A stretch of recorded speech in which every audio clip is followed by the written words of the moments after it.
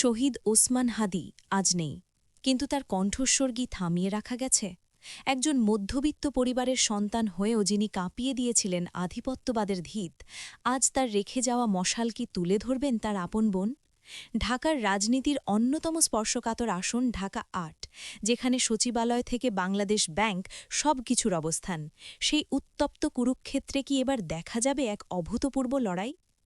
ওসমান হাদির বোনের কণ্ঠে যখন ভাইয়ের মতোই তেজদীপ্ত প্রতিধ্বনি শোনা যায়, তখন এটা স্পষ্ট এই পরিবারের রক্তেই মিশে আছে বিপ্লব। ঝালকাঠির এক সম্ভ্রান্ত শিক্ষক পরিবারের এই মেয়েটিকেই এখন রাজনীতির মাঠে নামার আহ্বান জানাচ্ছে হাজারো জনতা। শাহবাগের জুলাই চত্বরে লাখো মানুষের গর্জনে একটাই দাবি উঠেছে, ওসমানের অসমাপ্ত লড়াই লড়তে তার বোনকেই চাই সংসদে। কিন্তু লড়াইটা সহজ নয়। এই আসনে মির্জা আব্বাসের মতো হেভিওয়েট নেতার আধিপত্য দীর্ঘদিনের। তবে সমীকরণ এবার ভিন্ন।